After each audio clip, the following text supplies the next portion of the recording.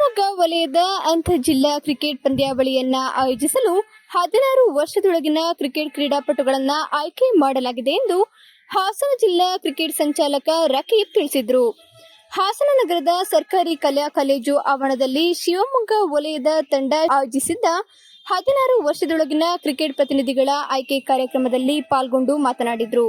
ಶಿವಮೊಗ್ಗ ವಲಯದ 16 ವರ್ಷದೊಳಗಿನ ಕ್ರಿಕೆಟ್ ಪಂದ್ಯಾವಳಿಯಲ್ಲಿ ಭಾಗವಹಿಸಲು ಹಾಸನ ಜಿಲ್ಲೆಯ ನಾನಾ ಭಾಗಗಳಿಂದ ಕ್ರಿಕೆಟ್ ಕ್ರೀಡಾಪಟುಗಳನ್ನು ಆಹ್ವಾನಿಸಲಾಗಿತ್ತು.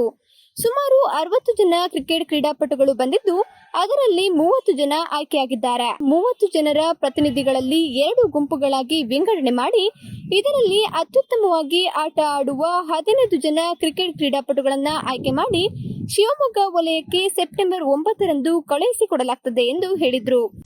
ಶಿವಮೊಗ್ಗ ಝೋನ್ ಒಂದು ಸೆಲೆಕ್ಷನ್ ಇತ್ತು. ಹಾಸನ ಜಿಲ್ಲಾ ಟೀಮ್ ಮಾಡಿದ್ದೀವಿ. ಅದರಲ್ಲಿ 54 ಹುಡುಗರು ಭಾಗವಹಿಸಿದರು. 30 ಜನನ 2 ತಂಡವಾಗಿ ಭಾಗ ಮಾಡಿ ನಂತರದಲ್ಲಿ ಅದರಲ್ಲಿ ಉತ್ತಮವಾಗಿ ಆಟ ಆಡಿದವ್ರನ್ನ 15 ಜನನ ಡಿಸ್ಟಿಕ್ ಟೀಮಾಗಿ ಶಿವಮೊಗ್ಗ ಝೋನಿಗೆ ಕಳಿಸ್ತಾ ಇದ್ದೀವಿ.